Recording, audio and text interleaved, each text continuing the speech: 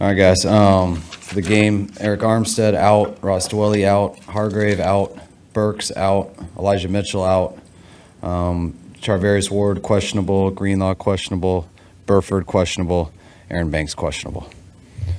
Go ahead. What happened to Banks? You do that in practice? He had a tweak in practice. That was today? Yesterday, yeah. Like a defensive tackle, Kyle, without the two starters there. What's that? A defensive tackle spot without Armstead and Hargrave there. What do I like?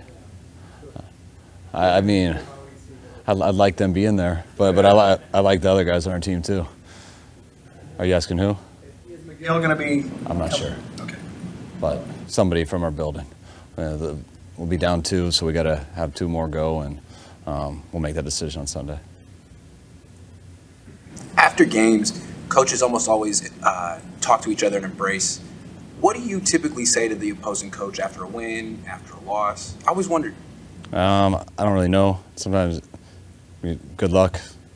Best of luck the rest of the year. Good game. You kicked our butts. If that happens, if you did it the other way, you really don't. And it's harder because you don't want to say good game or congrats or anything like that. So you just usually wait for them to talk. So sometimes there's stuff to talk about if something happened in the game.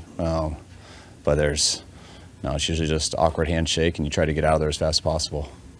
See him at Indy. How is Javon Kinlaw? How has he been able to just maybe build a little bit of momentum from just being healthy?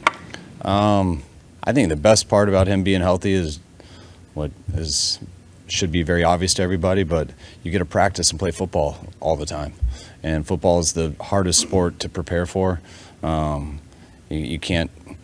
You have to do it 22 people out there. You can't just go practice your shot in the gym. You can't just do one-on-ones in the offseason or anything. You have to really play the game, and we don't really get to in the offseason with our offseason rules and stuff, and that's really tough on O linemen and D linemen. When you've been hurt every year that you come in and you have to be protected throughout practice the whole week, then you're only really playing on game day, and then you get sore and you miss all that throughout the week. So that's kind of been Javon's story since his rookie year. And this year that hasn't come up once, and it didn't come up in the offseason. And he stayed here the whole offseason, so he just physically he was in as good a football shape he could be in, which he's done a couple off seasons. But then he didn't have any setbacks once we started practicing. So he strung together all these practices, and when you're talented and you work hard, you only get better when you practice. And that's what's been so good about Debo this last month, Kittle this last month. I mean, when guys don't get hurt and they can still play in a game and still practice, not to kill themselves in practice, but just to stay with their routine, all these guys get so much better, and that's been taken away a lot in the NFL, just with the lack of anything in off season and how little training camp is. So it's so important to practice football throughout the year because you don't build it up in the off season. He's set himself up for the future. Like probably coming into this year, a lot of questions around the league about his sustainability and how he could fit in long term. You think he's done a lot to kind of raise his stock? No doubt about it. I mean, everyone around the league knows how the talent he was coming out of college. He was starting to show that his rookie year, but then ever since that Dallas game, he just hasn't been right with his knee. And so it becomes a question of not how good can he get, but whether he can even play or not. And what he did this whole offseason was as big of a commitment as anyone I've ever been around. You're still so nervous for the guy because they can't control their injuries. But for him to be able to do this and play, now the tape looks what people anticipated, and the whole league has respect, and he's only going to get better. Those practice restrictions make it harder than ever to develop young players. Oh, yeah. How do you develop them? People got to get hurt, and they got to get in, and then usually they're not ready. So they look bad, and then they lose their opportunity, and sometimes they're out of the league too fast. So that's one of the biggest challenges, and I think that's what's so hard for draft picks sometimes to make teams and stuff, because it's just there's not always time. You made it pretty clear at the time that it happened that you didn't think much of the whole storyline of making a big deal about Wilkes coming down to the sideline.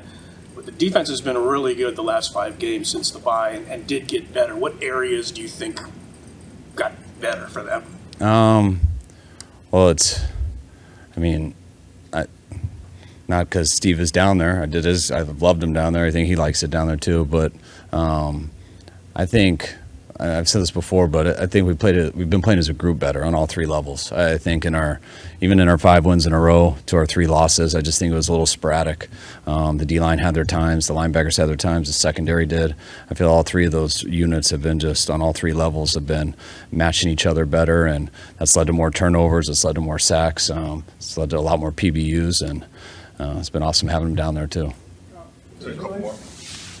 For a center in your offense, can you give perspective of what kind of football IQ someone needs? And then it relates to Brendel, like when you realize kind of he had that ability. I mean, it takes a ton. You know, it's really hard to identify everybody out there, get everyone on the same page, especially when you're quarterback in our system. We don't have our quarterback pointed out all the time. We usually have the center do most of that. Quarterback's got to change some things, but most of it's on the center.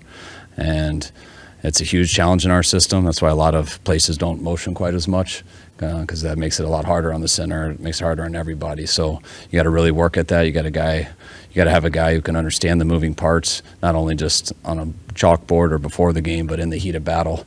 And it's really as hard as anything. And he's been so good at it. You got to have a certain personality where you're constantly thinking and very, gosh, I have lack of words. I'm about to say a wrong one, which I shouldn't. But you got to be kind of neurotic about it, just thinking about it all the time and stuff, because it's constant thought, because there's so much going on and so many moving parts, and he fits that personality perfect, and didn't get a lot of opportunities early in his career. Chris told us about him. First time we brought him here was during COVID. He ended up, first time I met him was when he came into my office 3 minutes before they had to opt out or not, and something came up, so he had to make a decision in like 6 minutes, and so it was crazy just to lose a guy. Chris told me he had a chance, but we didn't even know. I wasn't sure quite what he looked like at the time. But when he opted out, we got him back a year later, and it was really that year we saw that he was made of the right stuff to learn our offense, his skill set. He would eventually be able to get in and do it, and just being here and putting the time in, it's really paid off, and he's done a hell of a job for us these 2 years. 2016 Falcons question. Regarding Taylor, Gabriel, and Sanu, like they had specific roles, like what you wanted from them. How would you describe, like, just briefly, each of what when you got those guys, like, this is what you're going to do? That's what we do for everybody. Everyone has skill sets, and you try to put guys in the position to use their skill sets, and that's their strengths. And people usually got to work really hard on defense to stop people in their strengths. Every once in a while, you guys got to do what isn't his strength, but when you have more than one guy out there and a bunch of guys with different strengths, it usually balances people out. You can put one guy to do all the stuff and that he kind of majors in, and once they're taking that type of deal away with leverage or coverages or anything like that, instead of asking him to do something that he's not quite as good at, it's nice to have 4 other choices who are different in other areas. You don't always want the same guy. You want the best guys possible, but they come in all different shapes and sizes.